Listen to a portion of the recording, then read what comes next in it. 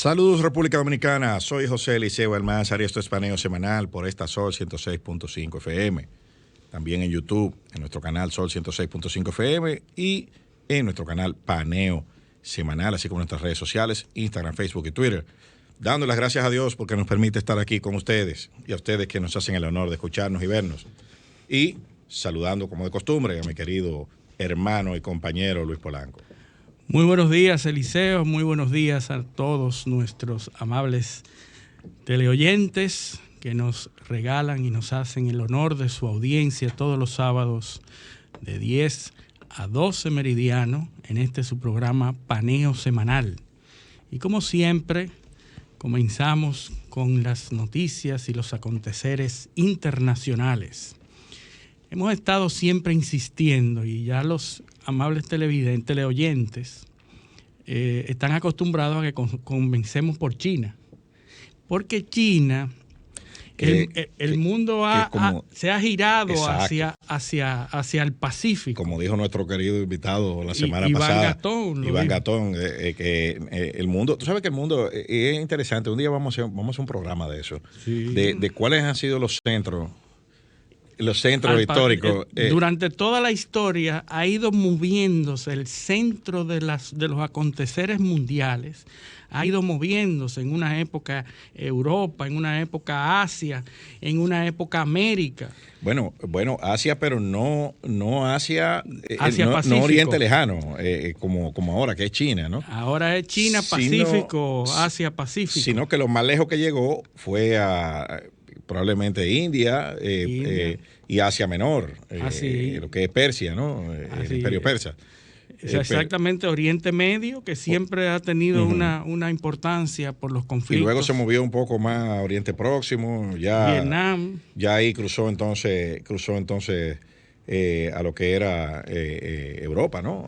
Con la historia antigua, con Grecia y la cultura helénica. Correcto. Y precisamente, eso me recuerda un libro muy interesante de un escritor, Graham Allison. Graham Allison escribió un libro en 2017 que se llamaba Destinado a la Guerra. Claro, la trampa de Tucídides. La trampa de Tucídides. Sí. La trampa de Tucídides está hoy muy en la boca de los analistas en YouTube, internacionales. En YouTube hay una disertación muy interesante de Allison y Henry Kissinger. Sí, porque este autor habla sobre la trampa de Tucídides como la guerra inevitable cuando una potencia nueva sale o nace en el escenario internacional. Y también cuando hay dos potencias que están en un rango que tienen intereses encontrados. Correcto. Y que tienen entonces capacidad destructiva similar, lo que se desarrolla según esa tesis de Tucídides. Tucídides era un escritor, un historiador. General sí. En las guerras del Peloponeso. Las guerras del Peloponeso, con las polis griegas, las guerras entre Atenas y Esparta. Exactamente. Y él desarrolló esa tesis precisamente por el conflicto entre Atenas y Esparta. Él veía que eran dos potencias que estaban emergiendo, estaban siendo una amenaza una a la otra. Y que él decía que al final de la jornada eso desencadenaba en una guerra. La guerra es el único camino. Así es. Y eso es lo que estamos viendo, y él lo aplica a China, una tremenda abstracción. Y sabemos histórica. También porque hemos hablado del libro de Kissinger, de China, que es yo creo, para mí, es una de las más descriptiva de lo que es la cultura china y el pensamiento político chino. Porque lo que trata es de llevarlo a la lógica occidental para que la gente entienda por qué es que eso es así. Y es interesante esta guerra del Peloponeso, porque ahí se dan muchos factores que nosotros podemos verlos repetirse en esta época. Las dos grandes potencias de esa época, estamos hablando 460, 430 antes de Cristo, donde dos grandes ligas, la Liga del Peloponeso China, y la Liga Unidos. de Delos. Esa época. Correcto. Lo que es interesante definir quién es quién en esto. Exacto. Porque Esparta todos recordamos cuando niños que nos decían que los espartanos y los militares espartanos y los niños desde que nacían se preparaban a la guerra, mientras que los atenienses los preparaban en las artes y en conocimiento. Sí, los pop y los guau. Exactamente. Entonces, estas dos grandes potencias que se agrupaban, todas las polis se agruparon en aquel momento en dos grandes polos.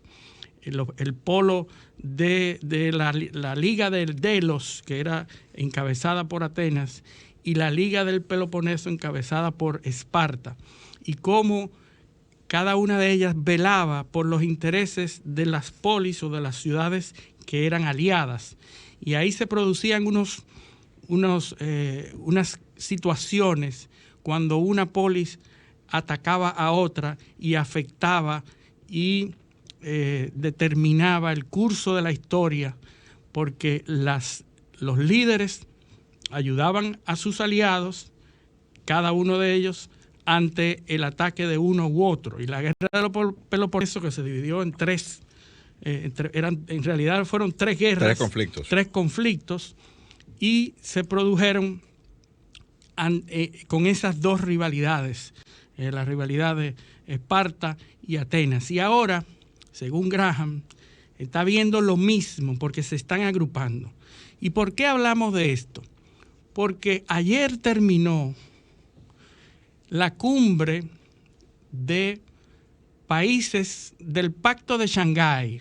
En inglés es la Organización de Cooperación de Shanghái, que es una cumbre de países que se aliaron inicialmente en el 1995, formaron el Pacto de Shanghái, 5 países, el Shanghái 5, Shanghái 5, en el 96, pero que después terminó convirtiéndose en el 2001 en la Organización de Cooperación de Shanghái, en donde están, fíjense esto, los líderes que componen esta organización de estados: Rusia, China, 3 o 4 repúblicas, Tayikistán, y todas las otras, los TAN, ¿verdad? Porque eran Uzbekistán, Kazajistán, Tayikistán, Kazajstán, Turkmenistán.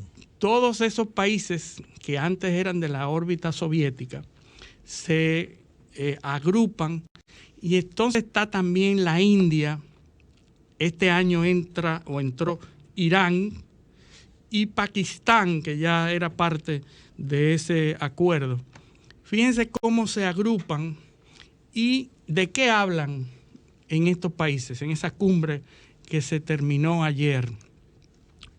Reclaman la paz o la terminación del conflicto en Afganistán, la liberación de los fondos en los bancos, algo que habíamos comentado de las dificultades de Afganistán ahora, de acceder a los fondos que están en los bancos europeos. No hay firma. No hay firma, no hay manera de acceder a esos fondos. ¿Quién es que firma? Bueno, porque vienen de un estado desorganizado. No, el ministro de Hacienda pero sobre todo porque no las políticas de Afganistán en cuanto a lo que hoy se conoce como el orden internacional o los derechos humanos y todas las políticas que imperan en el mundo no están claros. Entonces los europeos dicen, no, hasta que no resuelvan el problema con las mujeres, no vamos a darle el presidente acceso. del Banco Central de Afganistán, ¿quién es?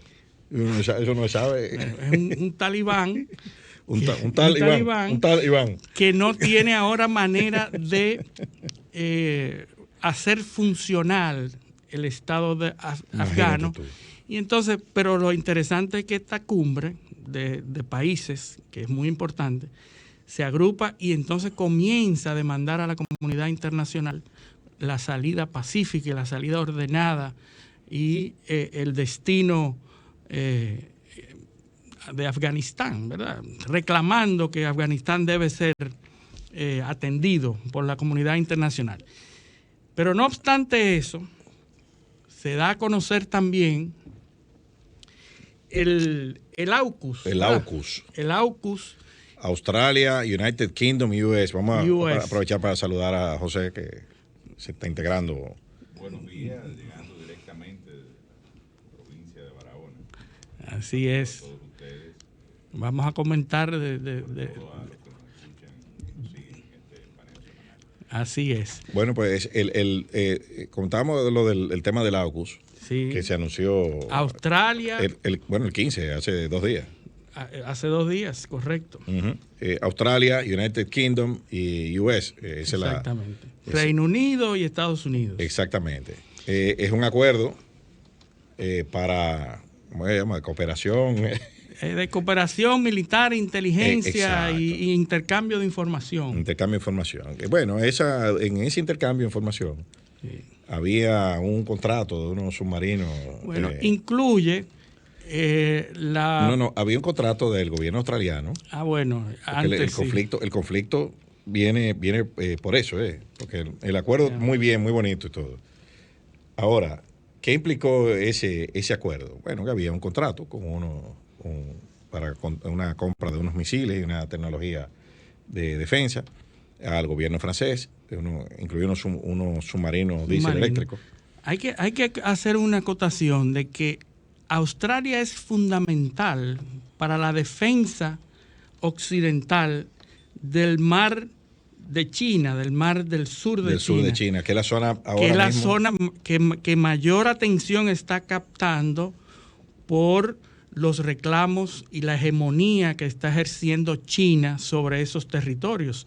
A tal punto, primero, que es una zona comercial, fundamentalmente comercial. Por ahí pasan todos los tanqueros, las naves comerciales que van a Europa, a Asia.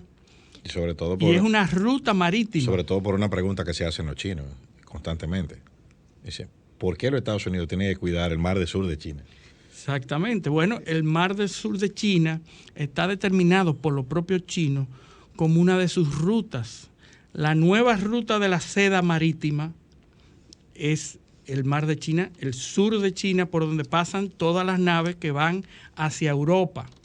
Recordamos que las naves pasan por el Mar Rojo, el estrecho de Bering, el estrecho el canal de Suez. Sí, entran por el estrecho de Mandeb. Y llegan al canal de Suez, que en algún momento vimos este año que estuvo cerrado porque un tanquero lo cerró. Oye. Pero es de vital importancia esa ruta y por eso China está haciendo todo lo posible para ejercer un dominio sobre esa zona, al punto de crear una isla artificial en medio del mar. Para que de manera oficial pueda reclamar unas aguas territoriales. Hay que también acotar ahí que en el mar del sur de China, al final, el extremo suroeste, está el estrecho de Malaca, que pasa entre Indonesia y Malasia, que por ahí que pasa toda la carga que va hacia Europa, hacia Occidente. Hacia Occidente, exactamente. Porque de ir hacia el este, Océano Índico. Ir hacia el este se encuentra con América, pero América hay un solo punto de acceso, que es el canal de Panamá. Exacto. Bueno, y están los puertos del Pacífico, los puertos de Los Ángeles, que son los más pero los más es para activos de América Estados Unidos. solamente. Exactamente. Entonces después aquí es el resto del mundo. Tendría que ir terrestre hacia otros destinos. Pero ¿por qué Australia es importante? Porque es una potencia aliada norteamericana y aliada del Reino Unido que está en una posición privilegiada para defender o para vigilar esa área. ¿Y con qué la vigila? ¿Con qué se vigilan los mares? Con submarinos. Y barcos. Y aviones. Los submarinos más importantes, Eliseo, porque son submarinos que son secretos y pueden ir y violar las aguas territoriales sin ser detectados. Pero entonces está el problema de que esos submarinos tienen que tener una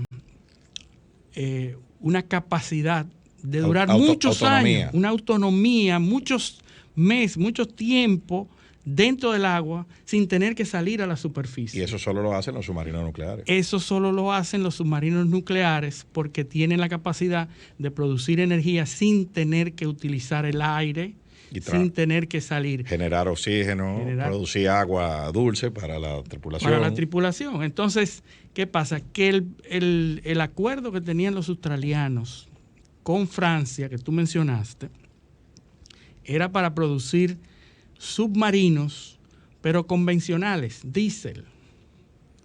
Y entonces, el ministro de Relaciones Exteriores de Francia, ante el anuncio de este acuerdo AUKUS, dice que fue una puñalada en la espalda ese acuerdo norteamericano y Reino Unido. ¿De cuánto era el acuerdo? 90.000 millones de dólares. 90.000 millones de dólares. Cualquiera grita. Ese acuerdo que favorecía al gobierno francés y a una subsidiaria, a una empresa constructora de submarinos que hace esos submarinos, o que lo produce y lo fabrica en la India.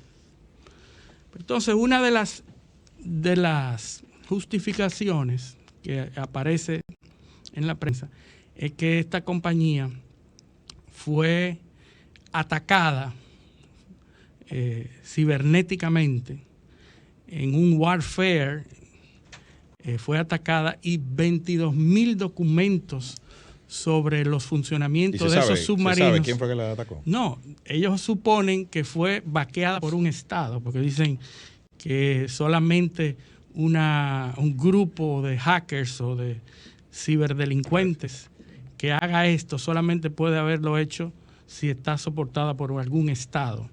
Y entonces, esta compañía que hace los submarinos en la India fue atacada y 22.000 documentos sobre los funcionamientos que comprometen el funcionamiento de estos submarinos fueron perdidos o fueron comprometidos. Entonces ahora, por eso se dejó sin efecto ese contrato. Se dejó sin efecto y se contrató tecnología norteamericana e inglesa. Los franceses alegan que fue un acto desleal de parte de sus aliados australianos y norteamericanos e ingleses. Por varias razones. Primero, porque los franceses tienen territorio en el Pacífico. Sí. O sea, tienen islas en la Polinesia y tienen varios Todavía le quedan intereses. Y segundo, porque es la crisis más grave en las relaciones bilaterales con Estados Unidos. En el 2003 hubo una crisis también cuando el gobierno francés se negó a apoyar la invasión a Irak. Uh-huh. Pero ninguna llegó a llamar a consulta al embajador. Porque es una cuestión, y fueron términos muy duros los que utilizó el ministro de Relaciones Exteriores, al decir que fue una puñalada por la espalda, usó una serie de calificativos. Y entonces esto supone un problema porque también hay una reunión que se va a celebrar, creo que el 24 de esta semana, de la Alianza Quad, que es precisamente India, Japón, creo que está Australia y los Estados Unidos. Japón, Corea del Sur, India. O sea, los americanos están tratando de jugar el juego diplomático para acercar a los chinos. Así ahora, sacrificaron a uno de sus aliados tradicionales, que son los franceses. Los franceses. Y hay que ver entonces cómo va a reaccionar o sea, cuáles serán las movidas diplomáticas que va a utilizar el gobierno francés si se va a acercar a los chinos. Bueno, no creo que lleguen a tanto. ¿Qué harán? Ellos recuerda que Reino Unido sale de la Unión Europea y se sale de la Unión Europea en el Brexit, y eso le permite tener autonomía para decidir cuestiones de manera individual. Bueno, pero los franceses no. Reino Unido sale de la Unión Europea, pero la pregunta es si alguna vez estuvo. Sí. O sea, si los ingleses asumieron en algún momento que ellos eran parte de eso. Bueno, porque eso es así. Eso fue una relación tormentosa desde que inició. Desde que los ingleses comenzaron a negarse a acatar las sentencias del Tribunal Europeo de Derechos Humanos, que prácticamente los obligaba a... No, y desde el punto de vista económico, porque todos los cambios de este tipo la mueve la economía. Correcto. Claro, los intereses. Es verdad que somos abogados y nos gusta hablar de la sentencia, La y de los economía, tribunales sí, todo. y el Ese fuero, pretexto, el ¿no? fuero internacional y todo esto. Pero a la gente eso no le importa. A la gente lo que ve es que la libra esterlina tiene el doble del valor del euro.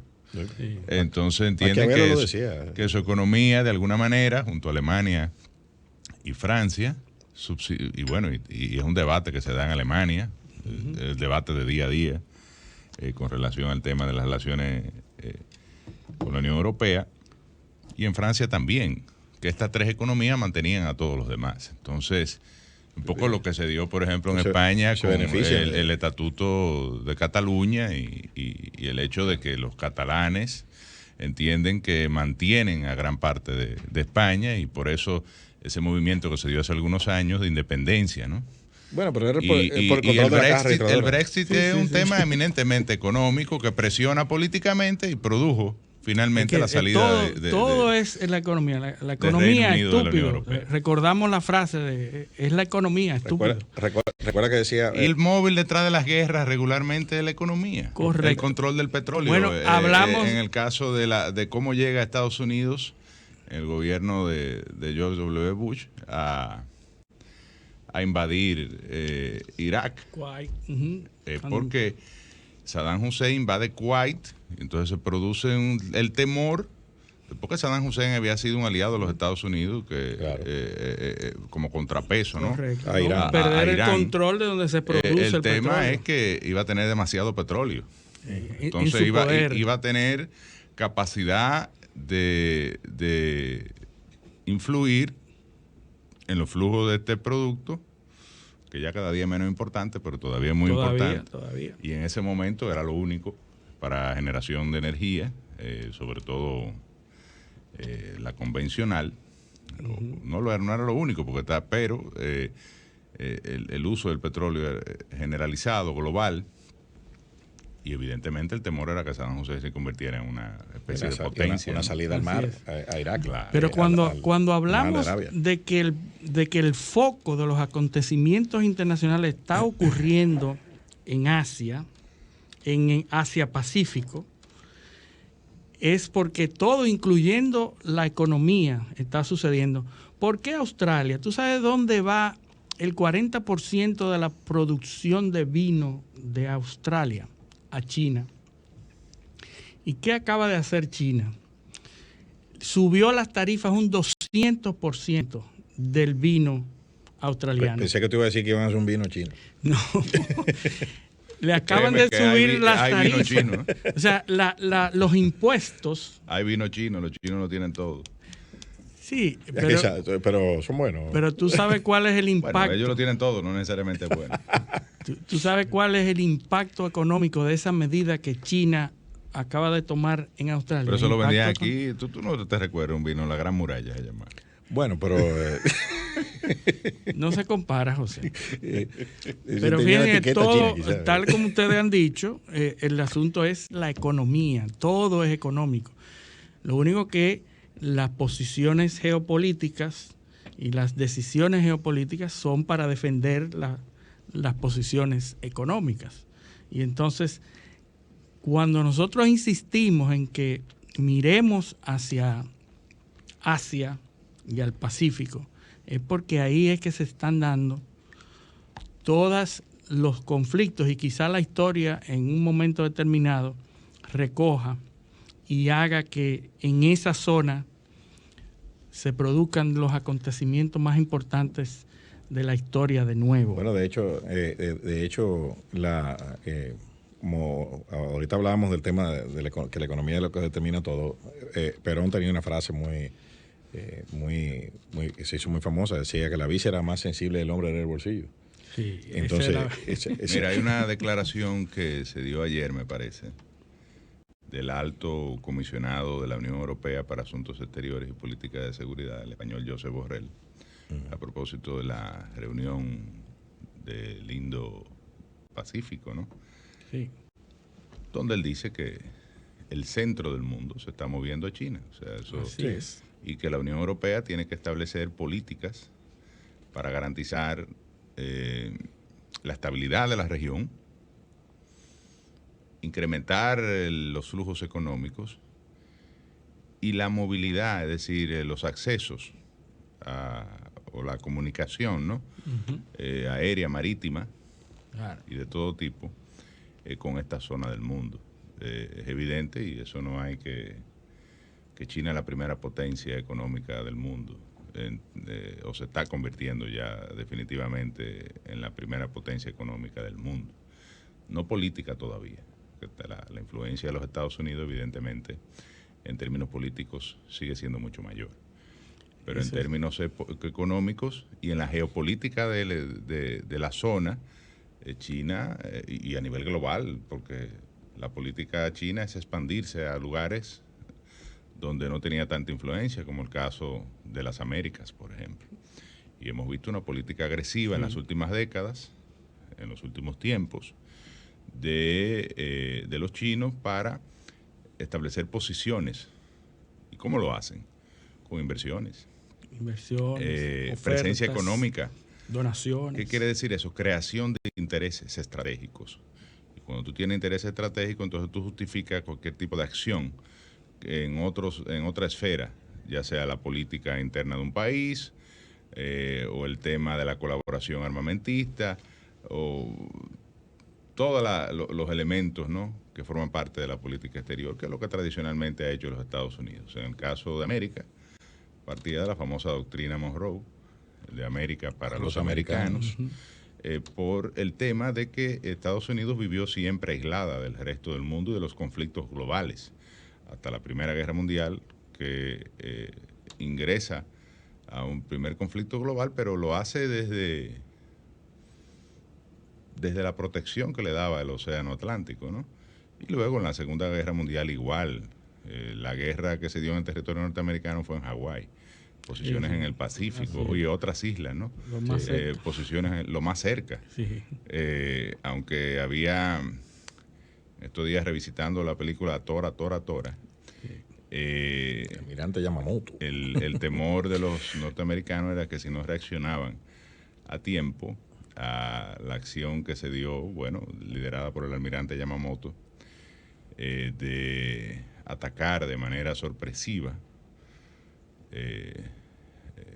Hawái, la flota del Pacífico, que estaba apostada en esa zona. Tuvieron suerte de que salieron los portaaviones, estaban en patrulla. Pero el temor era que Japón invadiera a los Estados Unidos. Y se alegaba que si producían esa acción en ese momento y no había una reacción de la Armada de los Estados Unidos, pues los japoneses iban a invadir medio territorio norteamericano sin que nadie lo detuviese, porque Estados Unidos no estaba preparado para eso. No. Estados Unidos ha vivido siempre en la tranquilidad de su aislacionismo. Incluso se plantea como una explicación de la política exterior norteamericana y cómo los Estados Unidos desarrolló un pensamiento de que su forma política era la mejor para el resto del mundo, y está la teoría evolucioniana de que Estados Unidos es el faro de justicia, pero la realidad de hoy es otra. Como tú dices, la realidad de hoy es otra. Como decía Iván Gatón, China, que en español es el centro del universo, se ha posicionado ya desde hace décadas, recuperando un esplendor que tuvo. Pero no está en su mejor momento.